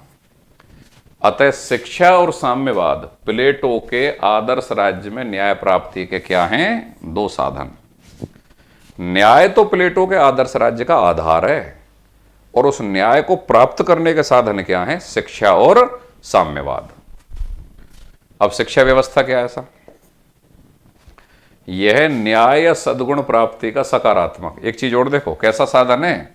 शिक्षा न्याय प्राप्ति का या सद्गुण प्राप्ति का सकारात्मक या भावात्मक या आध्यात्मिक साधन है। अब इन तीनों शब्दों को गौर करो। शिक्षा व्यवस्था देकर उसके मानसिक दोष दूर किए जा रहे हैं। तो जो चीज देकर या प्रदान करके या प्रोवाइड करके, दूसरे को देकर अगर कोई चीज का समस्या का समाधान किया जाता है तो यह सकारात्मक या भावात्मक साधन है। आध्यात्मिक क्यों है? क्योंकि शिक्षा के द्वारा मानसिक विकृति दूर होती है। तो ये विचार के स्तर पर दोष दूर हो रहा है, आध्यात्मिक के स्तर पर दोष दूर हो रहा है, मानसिक स्तर पर दोष दूर हो रहा है, आंतरिक स्तर पर दोष दूर हो रहा है, आत्मा के स्तर पर दोष दूर हो रहा है। तो ये सिर्फ पॉलिटिकल साइंस नहीं है, यहाँ हिंदी की समझ भी चाहिए। तो शिक्षा कैसा साधन है? शिक्षा ऐसा साधन है जो व्यक्ति के मानसिक दोषों को दूर कर रहा है। तो ये मानसिक साधन है, आध्यात्मिक साधन है, वैचारिक साधन है, आंतरिक साधन है। ठीक है। इसको सकारात्मक या भावात्मक क्यों कहते हैं? क्योंकि जब कोई चीज प्रदान करके या दे के कोई समस्या का समाधान किया जाता है तो इसको सकारात्मक या भावात्मक कहते हैं। और नकारात्मक किसको कहते हैं? जब किसी चीज को हटाकर या खत्म करके या पृथक करके किसी समस्या का समाधान किया जा रहा है, हटाकर, पृथक करके, खत्म करके या कम करके या उससे दूर करके, तो उसको नकारात्मक साधन बोलते हैं। तो साम्यवाद कैसा साधन है? संपत्ति नहीं, परिवार नहीं, तो ये नकारात्मक हो गया। शिक्षा कैसा साधन है? सकारात्मक या भावात्मक है, ये है इसका मतलब। तो भावात्मक या आध्यात्मिक साधन है। शिक्षा के द्वारा व्यक्ति की अंदरूनी, यहां पे गौर करो, अंदरूनी आंखें, ये शब्द बार बार प्लेटो के चिंतन में आएगा। व्यक्ति की अंदरूनी आंखें खुलती हैं। अंदरूनी आंख का मतलब ये नहीं है जैसे भगवान शंकर के कोई त्रिनेत्र था तो हर व्यक्ति कोई भीतर भी कोई आंख है ना। इसका मतलब ये है, अंदरूनी आंख खुलने का मतलब ये है कि उसका अंधकार दूर हो गया, अज्ञान दूर हो गया, उसके आत्मा की आंखें खुल गई। ये मुहावरे के रूप में प्रयोग करो इसको। आत्मा की आंखें मतलब अंदर तक उसका जो अज्ञान है वो दूर हो गया। व्यक्ति की अंदरूनी आंखें खुलती हैं, अर्थात उसे सत्य व न्याय का ज्ञान प्राप्त होता है तथा अज्ञान व अंधकार क्या हो जाता है? उसका दूर हो जाता है। तो जब संरक्षक वर्ग का अंधकार या अज्ञान दूर हो जाएगा, सत्य और न्याय का उसको ज्ञान प्राप्त हो जाएगा, तो फिर वह न्याय करेगा कि अन्याय करेगा? फिर वह न्याय करेगा। प्लेटो यही तो चाहता है कि संरक्षक वर्ग न्यायशील रहे, तभी तो राज्य में एकता और अनुशासन बचा रहेगा। प्लेटो अपनी शिक्षा व्यवस्था में तत्कालीन समय पर, यहां वो लक्षण आ जाएंगे जो तुमको समझाएं। तत्कालीन समय पर एथेंस व स्पार्टा दोनों नगर राज्यों की, दोनों राज्यों में प्रचलित शिक्षा व्यवस्था का क्या करता है? मिश्रण करता है। एथेंस में निजी व्यवस्था थी, यहां ये विशेषताओं को पकड़ोगे आप। एथेंस के अंतर्गत तो निजी शिक्षा की व्यवस्था थी। और किस पे बल दिया जाता था? बौद्धिक, दार्शनिक, मानसिक, वैचारिक। मतलब पढ़ाकू, इंटेलिजेंट, मानसिक वैचारिक रूप से मजबूत, इन विद्यार्थियों का निर्माण किया जाता था। बौद्धिक शिक्षा पे बल दिया जा रहा है, दार्शनिक पे बल दिया जा रहा है, मानसिक पे बल दिया जा रहा है, वैचारिक पे बल दिया जा रहा है। किसमें? एथेंस में। और कैसी शिक्षा व्यवस्था है? निजी। ठीक है भाई। और स्पार्टा में सार्वजनिक क्षेत्र में शिक्षा व्यवस्था थी। किस क्षेत्र में थी? सार्वजनिक। सार्वजनिक का मतलब सरकारी। एथेंस में निजी है, स्पार्टा में सार्वजनिक है। और इसमें किस पे बल दिया जाता था? पढ़े हुए हैं आप, शारीरिक शिक्षा पे, सैनिक शिक्षा पे बल दिया जाता था। तभी तो पेलोपोनेशियन वार में प्लेटो के राज्य एथेंस को स्पार्टा हरा देता है। फिर प्लेटो तय करता है कि मैं जब मेरा शिक्षा का सिद्धांत दूंगा तो मैं सैनिक शिक्षा को जरूर शामिल करूंगा। स्पार्टा में शारीरिक और सैनिक शिक्षा की प्रधानता थी। किस क्षेत्र में दी जाती थी? सार्वजनिक क्षेत्र में। और एक और खास बात, लड़के और लड़की दोनों को दिया जाता था। कहां पे? स्पार्टा में। तो सार्वजनिक क्षेत्र में शिक्षा होगी, सैनिक शिक्षा होगी, और लड़के और लड़की दोनों को दी जाएगी, मतलब लैंगिक समानता होगी। ये विचार प्लेटो ने कहां से ग्रहण किए? स्पार्टा की व्यवस्था से ग्रहण किए। लड़के और लड़की दोनों को समान रूप से शिक्षा का प्रावधान था। प्लेटो ने दोनों नगर राज्यों से लेकर अपनी शिक्षा व्यवस्था में शारीरिक व मानसिक दोनों गुणों पर बल दिया तथा लैंगिक समानता अर्थात बालक बालिका दोनों की शिक्षा पर बल दिया। इन विशेषताओं को आपको पकड़ना है, एक एक चीज समझनी चाहिए। सार्वजनिक क्षेत्र में शिक्षा दी जा रही है प्लेटो के द्वारा, राज्य नियंत्रित है। ठीक है, सार्वजनिक क्षेत्र में है, सरकारी क्षेत्र में है। लड़के लड़की दोनों को शामिल किया जा रहा है, मतलब लैंगिक समानता है, बिल्कुल समानता है। शारीरिक और मानसिक दोनों प्रकार की दी जा रही है, बिल्कुल दी जा रही है। राज्य आश्रित या सार्वजनिक शिक्षा व्यवस्था पर बल था, बिल्कुल है। लेकिन प्लेटो के शिक्षा सिद्धांत द्वारा केवल संरक्षक वर्ग का निर्माण किया गया है, यह कमी रह गई और यह गलती हो गई। देखो, तुमको मैंने अभी बताया है कि प्रारंभिक जो शिक्षा व्यवस्था है उसके द्वारा सैनिक वर्ग का निर्माण हो रहा है, उच्च शिक्षा व्यवस्था है उसके द्वारा दार्शनिक शासक वर्ग का निर्माण हो रहा है। लेकिन उत्पादक वर्ग के लिए किसी भी प्रकार की कोई विशिष्ट शिक्षा की या ट्रेनिंग की व्यवस्था नहीं है। प्लेटो के शिक्षा सिद्धांत द्वारा केवल संरक्षक वर्ग का निर्माण किया गया है। उत्पादक वर्ग के लिए, यह पॉइंट पकड़ना है, कौन से वर्ग के लिए कोई व्यवस्था नहीं है? उत्पादक वर्ग के लिए कोई अलग या विशिष्ट शिक्षा की व्यवस्था नहीं है, यह कमी है। वर्गीय समानता है क्या? वर्गीय समानता नहीं है। लैंगिक समानता है, लड़के लड़कियों में कोई अंतर नहीं, लैंगिक समानता। लेकिन वर्गीय समानता है क्या? वर्गीय समानता नहीं है। संरक्षक वर्ग के लिए है केवल, दार्शनिक शासक और सैनिक वर्ग के लिए, उत्पादक वर्ग के लिए है नहीं है। ठीक है, उत्पादक वर्ग के लिए कोई अलग या विशिष्ट शिक्षा की व्यवस्था नहीं है, अर्थात प्लेटो के शिक्षा सिद्धांत में वर्गीय समानता नहीं है। इस प्रकार से अपने कंसेप्ट क्लियर करो आप। जितने भी मैक्सिमम सवाल एग्जामिनर बना सकता है या उसने आज तक बनाए हैं किसी भी एग्जाम में, पिछले 20 साल 25 साल से लेके आईएएस से लेके RAS, UPPCS, MPPCS, assistant professor, school lecturer, वो सारे मैं आपसे यहीं डिस्कस कर दूंगा, जितने भी नेट वगैरह जो भी कुछ हुए। और आप अपने खुद का विवेक का प्रयोग करते हुए आप भी मतलब गहराइयों से पकड़ें सब्जेक्ट को। तो प्लेटो के शिक्षा सिद्धांत में वर्गीय समानता नहीं है, लैंगिक समानता है। ठीक है, अब प्लेटो की शिक्षा व्यवस्था में 3 चरण है भाई।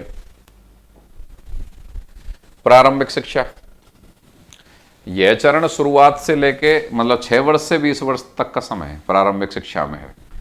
इस उम्र में बच्चा कैसा होता है? कल्पनाशील होता है, विचारशील होता है। कल्पनाशील, विचारशील ज्यादा होता है। अतः इस चरण में संगीत और व्यायाम, देखो किसकी शिक्षा दे रहा है? संगीत की और व्यायाम की। व्यायाम का मतलब शारीरिक शिक्षा हो गई और संगीत का मतलब मानसिक हो गई।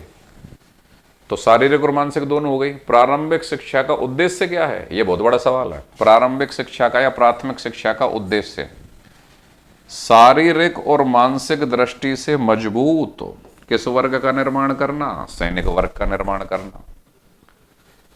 कल्पनाशील है बच्चा, विचारशील है, 6 वर्ष से 20 वर्ष तक दी जा रही है। तो संगीत और व्यायाम दोनों पे बल देगा। संगीत मानसिक मजबूती लाएगा, व्यायाम शारीरिक मजबूती लाएगा। प्राथमिक शिक्षा का उद्देश्य शारीरिक और मानसिक दृष्टि से मजबूत सैनिक वर्ग का निर्माण करना है। ठीक है।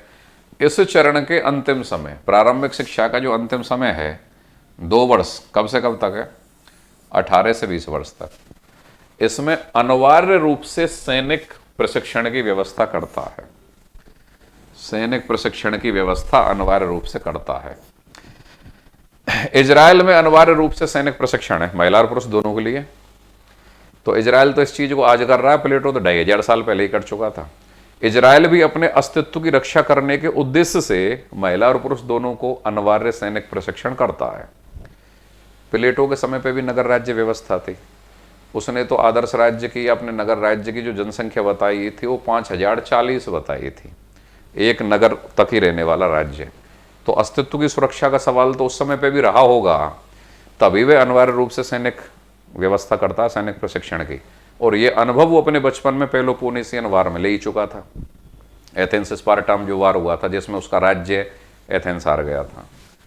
तो अंतिम 18 से 20 वर्ष, मतलब लास्ट के जो 2 साल हैं, उसमें अनिवार्य रूप से किसकी व्यवस्था करता है? सैनिक प्रशिक्षण की। अच्छा देखो, संगीत के बारे में प्लेटो का क्या कहना था, ये बड़ी अच्छी कोटेशन है। संगीत की शिक्षा क्यों दे रहा है? मानसिक मजबूती के लिए, क्योंकि शारीरिक और मानसिक दोनों रूप से मजबूत सैनिक वर्ग का निर्माण कर रहा है। तो संगीत की शिक्षा भी दे रहा है, सैनिक तो दे ही रहा है। अब संगीत से वैचारिक या मानसिक मजबूती किस कदर आती है, वो इस कोटेशन में देखिए। संगीत की शिक्षा के बारे में प्लेटो ने कहा है कि मुझे एक देश के लिए उचित प्रकार के गीत लिखने दो, फिर उस देश के लिए कानून बनाने की आवश्यकता नहीं होगी। सबसे पहले तो ये कोटेशन डाल के डायरेक्ट पूछ लिया जाएगा, किसने कहा? प्लेटो ने। कि मुझे एक देश के लिए उचित प्रकार के गीत लिखने दो, फिर उस देश के लिए किसी भी प्रकार के कानून बनाने की आवश्यकता नहीं रहेगी। किसने कहा? प्लेटो ने। मतलब क्या है? मतलब यह है कि अगर गीत उचित प्रकार का है तो उस संगीत की शिक्षा से वैचारिक रूप से मजबूत व्यक्ति बन रहा है, और अगर व्यक्ति वैचारिक रूप से मजबूत बन रहा है तो फिर वह व्यक्ति अन्याय करने वाले कार्य करेगा ही नहीं। जब अन्याय करने वाले कार्य करेगा ही नहीं तो उसको कंट्रोल करने वाले कानूनों की भी कोई आवश्यकता नहीं रहेगी। ऐसी कल्पना प्लेटो करता है। तो ये भाई आपकी प्रारंभिक शिक्षा हो गई 6 वर्ष से 20 वर्ष तक। ठीक है। फिर आई उच्च शिक्षा। प्राथमिक शिक्षा में फेल होने वाले, तो प्राथमिक शिक्षा पे परीक्षा कब होगी? 20 वर्ष की एज पे होगी। उसमें कोई व्यक्ति फेल हो गया तो देखो 18 साल से 20 वर्ष तक वो सैनिक की ट्रेनिंग तो ले ही चुका था। भाई 20 साल की परीक्षा में फेल हो रहा है, सैनिक की ट्रेनिंग तो पहले ही होगी 18 से 20 में। तो फेल होने वाला तो सैनिक बन जाएगा, और पास होने वाले क्या करेंगे? उच्च शिक्षा में एंट्री मार जाएंगे, मतलब अगली क्लास में चले जाएंगे। अगली क्लास किस चीज के लिए है? दार्शनिक शासक वर्ग के निर्माण के लिए है। तो वो पढ़िए। उच्च शिक्षा, प्राथमिक शिक्षा में फेल होने वाले सैनिक बन जाएंगे। क्या बन जाएंगे भाई? सैनिक, क्यों? सैनिक का ट्रेनिंग ले चुके हैं वो। तथा पास होने वाले उच्च शिक्षा ग्रहण करेंगे। 20 साल की उम्र में जो पास हो गए वो कहां जाएंगे? उच्च शिक्षा ग्रहण करेंगे। इसकी अवधि 20 से 35 वर्ष तक है। एक ही अवधि पकड़ लेना। प्राथमिक शिक्षा की अवधि 6 से 20 वर्ष, उच्च शिक्षा की अवधि 20 से 35 वर्ष। इस उम्र में व्यक्ति कल्पना तो करेगा बचपन में, फिर कैसा हो जाएगा? वो तर्कशील या तार्किक हो जाता है, तार्किक अधिक हो जाता है। अतः जब वो तार्किक हो जाएगा तो फिर उसको कौन कौन से सब्जेक्ट पढ़ाएंगे? गणित, ज्योतिष, तर्कशास्त्र की शिक्षा दी जाए, जिससे कि उसका तार्किक विकास हो, बौद्धिक विकास हो, दार्शनिक विकास हो। क्यों? विचार कल्पना वो तो बचपन में ही रह गए, अब वो तार्किक हो गया है, लॉजिकल हो गया है। तो गणित, ज्योतिष, तर्कशास्त्र इनकी शिक्षा दो, जिससे कि वे तार्किक हो, बौद्धिक हो, दार्शनिक हो। अब 30 वर्ष की उम्र में दूसरी परीक्षा हो रही है। पास होने वाले विद्यार्थी भविष्य में, अच्छा 30 वर्ष की उम्र में अगर पास हो गए तो ये मानो अब फाइनली सिलेक्शन हो गया है दार्शनिक शासक वर्ग के लिए। अब तो बस उसको कुछ ट्रेनिंग ही करनी है, बाकी वो दार्शनिक शासक वर्ग में गया।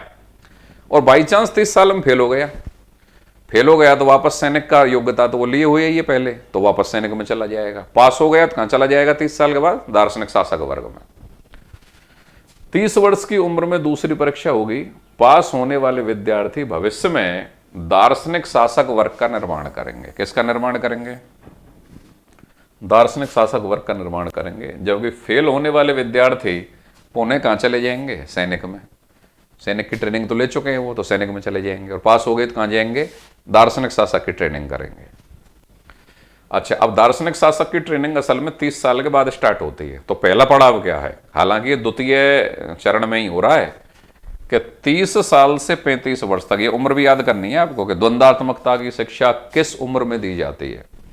30 साल में परीक्षा पास की तो सबसे पहले तो 30 साल से 35 वर्ष की उम्र तक प्लेटो भविष्य के दार्शनिक शासक वर्ग के लिए द्वंद्वात्मकता की शिक्षा, किसकी शिक्षा दे रहा है भाई? वो द्वंद्वात्मकता की शिक्षा देता है। ठीक है भाई, 30 से 35 साल तक द्वंद्वात्मकता की शिक्षा दे दी है। पास तो वो हो ही गए, दार्शनिक शासक वर्ग की परीक्षा में पास हो गए। द्वितीय जो चरण है वो दार्शनिक शासक का निर्माण कर रहा है, तो दार्शनिक शासक तो वो हो गए। अब तो ट्रेनिंग चल रही है 30 से 35 तक द्वंद्वात्मकता की शिक्षा। अब 35 से 50 तक जो तीसरा चरण माना गया है वो व्यावहारिक प्रशिक्षण का काल है। व्यावहारिक प्रशिक्षण का मतलब है इंटर्नशिप चल रही है, ट्रेनिंग चल रही है उनकी। व्यावहारिक प्रशिक्षण का काल ये कब से कब तक है? 35 से 50 वर्ष तक की आयु तक। दार्शनिक शासक वर्ग के लिए, मतलब पूरा वर्ग जो 30 साल में परीक्षा पास कर गया है वो दार्शनिक शासक है सारा का सारा। उस वर्ग के लिए व्यावहारिक प्रशिक्षण की व्यवस्था है जिससे भविष्य का दार्शनिक शासक वर्ग तैयार होगा। भाई व्यावहारिक प्रशिक्षण दो, उनको ट्रेनिंग दो, काम सिखाओ, भविष्य का दार्शनिक शासक वर्ग क्या होगा? तैयार होगा। और इनमें जो सबसे बड़ा महाज्ञानी है वह क्या होगा? सबसे बड़ा महाज्ञानी है वह दार्शनिक शासक होगा। जबकि अन्य लोगों को क्या मिल जाएंगे? मंत्री व अन्य पद मिल जाएंगे। यहां पे वापस गौर करें, दार्शनिक शासक पूरा का पूरा वर्ग है जिसमें महिलाएं भी हैं और पुरुष भी हैं। वो कौन है? जो 30 साल की परीक्षा पास कर लेंगे, वो हैं वो। ठीक है, इनमें जो सबसे बड़ा महाज्ञानी होगा वह कौन होगा? वह दार्शनिक शासक होगा। दार्शनिक शासक एक वर्ग, उनमें जो सबसे बड़ा महाज्ञानी है वह दार्शनिक शासक होगा। दूसरा कंफ्यूजन क्लियर करें, क्या प्लेटो के आदर्श राज्य में महिला भी दार्शनिक शासक हो सकती है कि नहीं हो सकती है? बिल्कुल क्लियर कर लो, हो सकती है। प्लेटो महिला और पुरुष के बीच में किसी भी प्रकार की कोई लैंगिक असमानता नहीं मानता है, वह लैंगिक समानता मानता है। ठीक है, अब आलोचना स्टार्ट हो जाएंगी। प्लेटो की इस लंबी शिक्षा व्यवस्था की आलोचना भी की जाती है। आलोचकों का कहना है कि यह आवश्यकता से अधिक लंबी है। ये वही जो मैंने अभी आपको बताया, पहली आलोचना थी एक साहब 50 साल तक पढ़वा रहा है, मारेगा क्या किसी को? तो आवश्यकता से अधिक लंबी है। तथा इतनी लंबी शिक्षा ग्रहण करने के बाद भी कोई आदर्श शासक बनेगा, इसकी भी क्या गारंटी है? कोई गारंटी नहीं है, आलोचक ये कह रहे हैं। और तीसरी आलोचना यह है कि इसमें वर्गीय समानता नहीं है। क्या नहीं है? वर्गीय असमानता है, समानता था ही नहीं। क्यों है वर्गीय असमानता? क्यों केवल संरक्षक वर्ग के लिए ध्यान दे रहा है? शिक्षा व्यवस्था संरक्षक वर्ग के लिए है। दार्शनिक शासक का निर्माण कर रहा है, रासायनिक वर्ग का निर्माण कर रहा है। उत्पादक वर्ग के लिए कोई विशेष शिक्षा की व्यवस्था नहीं है। ये 3 आलोचना हो गई। अब प्लेटो की साम्यवादी व्यवस्था आ गई भाई। भाई दो ही तो वो बताता है साधन, शिक्षा व्यवस्था के द्वारा मानसिक बीमारियों को दूर करो और साम्यवादी व्यवस्था के द्वारा भौतिक या बाह्य बीमारियों को या दोषों को दूर करो। तो साम्यवादी व्यवस्था क्या है? प्लेटो ने सैनिक शिक्षा, दोबारा गौर करो, सैनिक शिक्षा, स्त्री पुरुष समानता, सैनिक शिक्षा, स्त्री पुरुष समानता तथा साम्यवादी व्यवस्था। साम्यवाद भी 2 प्रकार का, संपत्ति का साम्यवाद और परिवार और पत्नियों का साम्यवाद। ये कहां से लिया है? स्पार्टा से। तो स्पार्टा से 3 चीजें, एक तो सैनिक व्यवस्था ले ली है, एक स्त्री पुरुष समानता या लैंगिक समानता ले ली है, और एक साम्यवादी व्यवस्था ले ली है। ये कहां से ली है? स्पार्टा से। तो ये याद रखना है, कौन से नगर राज्य से ग्रहण किया? स्पार्टा से। ये अच्छा फैक्ट है। अब साम्यवादी व्यवस्था लागू करने से पहले प्लेटो का मानना था कि संरक्षक वर्ग के 2 प्रकार के भौतिक या बाह्य दोष। संरक्षक वर्ग के कितने प्रकार के भौतिक दोष या बाह्य दोष भाई? 2 प्रकार के भौतिक या बाह्य दोष होते हैं। एक तो कंचन या संपत्ति का, कि भौतिक या बाह्य दोष दो प्रकार के हैं। कंचन या संपत्ति से वो ग्रस्त होता है, कंचन मतलब संपत्ति, और दूसरा कामनी, कामनी मतलब स्त्री पत्नी या परिवार। ये दो प्रकार के भौतिक दोष हैं। तो फिर वो क्या करेगा, दोनों प्रकार के जो भौतिक दोष होंगे उनको हटा देगा संरक्षक वर्ग की जिंदगी से। अतः प्लेटो अपने संरक्षक वर्ग के भौतिक दोषों को दूर करने के लिए, तो साम्यवादी व्यवस्था किस प्रकार के दोषों को दूर करने के लिए, भौतिक या बाह्य दोषों को दूर करने के लिए संपत्ति तथा परिवार के साम्यवाद की कल्पना करता है। अर्थात संरक्षक वर्ग का ना तो कोई निजी संपत्ति होगी और ना ही कोई निजी परिवार या पत्नी होगी। निजी संपत्ति या निजी परिवार या पत्नी नहीं होगी, यह कल्पना करता है। फिर क्या कहता है इसके बारे में, पहला तो संपत्ति का साम्यवाद, इसमें संरक्षक वर्ग के लिए कोई निजी संपत्ति नहीं है, संपत्ति नहीं, ठीक है। वे सरकारी बैरकों में रहेंगे, सरकारी कपड़े पहनेंगे, सरकारी भोजनालयों में भोजन करेंगे, उनकी सारी आवश्यकताएं सरकारी कोष से पूरी होंगी। लेकिन अरस्तु आलोचना करेगा, प्लेटो के संपत्ति के साम्यवाद की आलोचना करता है। अरस्तु कहता है कि गुरुजी, अगर पर्सनल इंसेंटिव नहीं मिलेगा ना किसी व्यक्ति को, खुद की मेहनत का पारितोषिक अगर नहीं मिलेगा तो मेहनत करना छोड़ देगा, यह मानव प्रवृत्ति है। लेकिन अरस्तु प्लेटो के संपत्ति के साम्यवाद की आलोचना करता है, तथा अरस्तु का मानना है कि निजी लाभ या निजी संपत्ति की प्रेरणा के कारण ही परिश्रमी लोग अधिक मेहनत करते हैं। तो अरस्तु कहता है, ये जो आपने जो कल्पना की है ना, ये ज्यादा चलने वाली है नहीं। आप आदर्श राज्य बनाना चाहते हो, उसमें एकता बनाए रखना चाहते हो, लेकिन परिश्रमी लोग अगर मेहनत करना छोड़ देंगे ना, अगर उनको निजी पारितोषिक नहीं मिला तो वो मेहनत नहीं करेंगे, तो राज्य ही डूब जाएगा आपका। अरस्तु आलोचना कर रहा है। संपत्ति के साम्यवाद के कारण जब यह अभिप्रेरणा खत्म हो जाएगी, कौन सी अप्रेरणा, कि भाई जो जितना कमाएगा उसको थोड़ा बहुत अपना पर्सनल भी चाहिए, जब इसको ही प्लेटो खत्म कर देगा तो फिर क्या होगा, फिर तो यह अभिप्रेरणा खत्म ही हो जाएगी। तो परिश्रमी लोग आलसी हो जाएंगे तथा राज्य की प्रगति क्या हो जाएगी, रुक जाएगी। यह कह रहा है वो अरस्तु इसकी आलोचना करते हुए। रॉबर्ट ओवेन, जिसको समाजवाद का जनक कहा जाता है, जो यूटोपियाई समाजवादी था, कल्पनाशील समाजवादी था, ब्रिटेन का उद्योगपति था, वह प्लेटो के संपत्ति संबंधी सिद्धांत का समर्थक है। देखो, हर कोई आलोचक भी नहीं है भाई, यह आदमी समर्थक है, ठीक है साहब। अरस्तु ने आलोचना की, तो प्लेटो ने जो अपना रिपब्लिक पुस्तक लिखी है वो बिल्कुल कल्पनाशील, आदर्शपरक, लक्ष्य भारत तरीके से लिखी है। बाद में जब अरस्तु प्लेटो थोड़ा व्यावहारिक होगा और अपनी वृद्धावस्था में अंतिम पुस्तक लिखेगा द लॉज, तो द लॉज के अंतर्गत फिर वह अपने संरक्षक वर्ग के लिए, मतलब शासक वर्ग के लिए, निजी संपत्ति का अधिकार भी देगा और परिवार का अधिकार भी देगा। तो कुल मिला के बाद में अरस्तु क्या हो जाएगा, बाद में प्लेटो क्या हो जाएगा, थोड़ा प्रैक्टिकल या व्यावहारिक हो जाएगा। इतना भी नहीं होगा जितना अरस्तु होगा, लेकिन पहले की तुलना में हो जाएगा। अब उसका परिवार या स्त्रियों का साम्यवाद देख लो। नगर या समाज की एकता को बनाए रखने के लिए प्लेटो संरक्षक वर्ग के परिवार के साम्यवाद की बात कहता है। वो एक ही बात है, क्यों लाते हैं ये साम्यवादी व्यवस्था, नगर या समाज की एकता बनाए रहे। एकता क्यों बनाए रहे, कि विभिन्न वर्गों के बीच में आपस में कोई संघर्ष नहीं हो, एकता बनी रहे। एकता कब बनी रहेगी, जब संरक्षक वर्ग बिल्कुल योग्य होगा, ईमानदार होगा, दोष मुक्त होगा।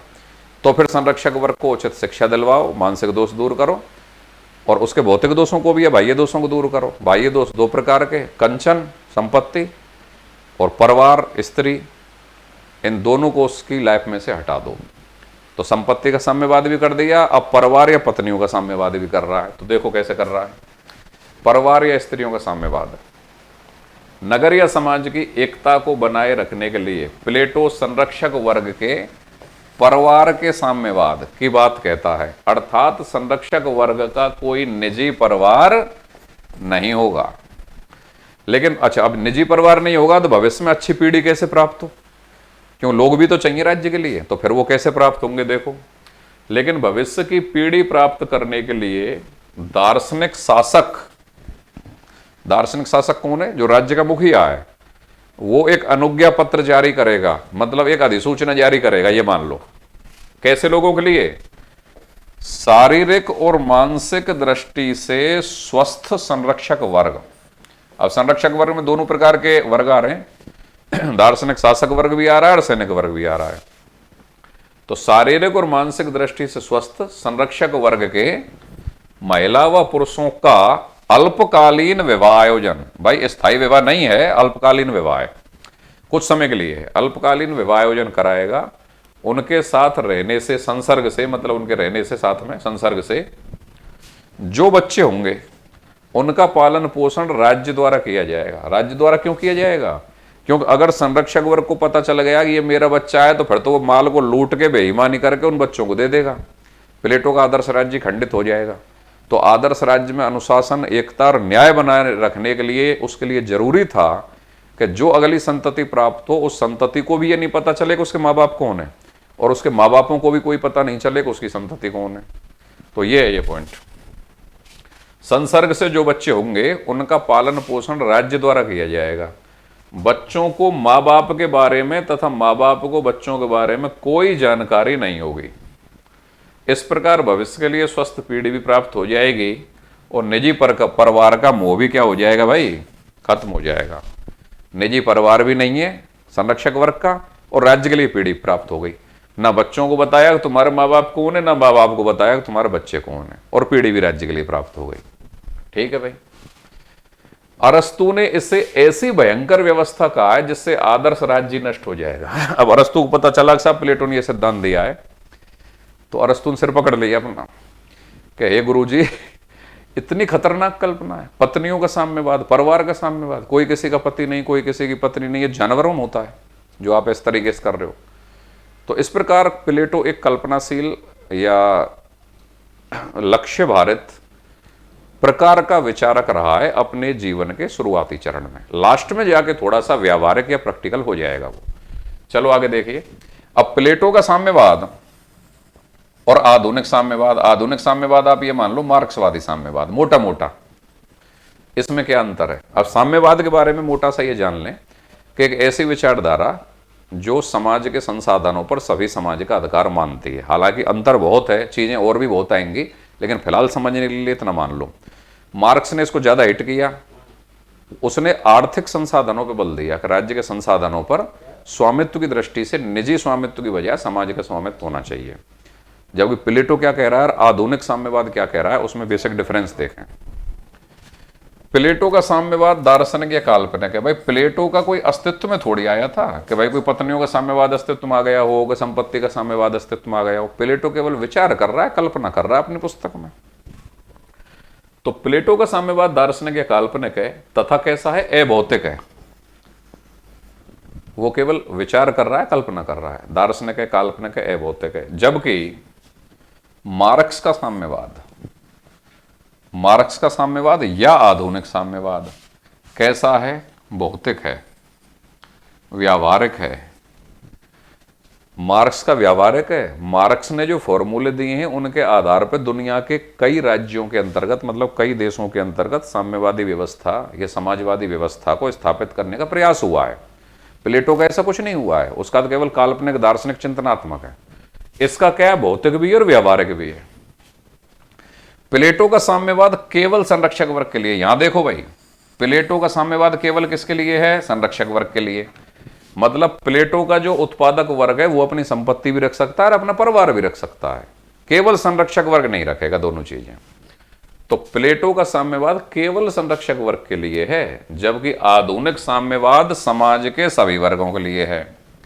आधुनिक में जब मार्क्स कल्पना करता है तो समाज के सभी वर्गों के लिए करता है, मतलब समाज के सारे लोगों पर लागू होगा।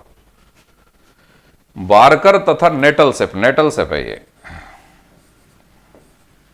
नेटलसेप, बारकर तथा नेटलसेप, इनको याद कर लेना। प्लेटो के साम्यवाद को अर्ध साम्यवाद कहते हैं। ये सवाल बार बार पूछा जाता है कि प्लेटो के साम्यवाद को अर्ध साम्यवाद किसने कहा? बारकर और नेटलसेप दोनों कहते हैं। ज्यादातर पेपर में बारकर आता है। प्लेटो के साम्यवाद को अर्ध साम्यवाद। अर्ध साम्यवाद क्यों कहते हैं? क्यों संरक्षक वर्ग के लिए किया है, उत्पादक वर्ग के लिए नहीं किया है, इसलिए अर्ध साम्यवाद है। आधुनिक साम्यवाद केवल निजी संपत्ति की व्यवस्था को समाप्त करना चाहता है। अच्छा, आधुनिक साम्यवाद का संबंध किससे है? केवल निजी संपत्ति।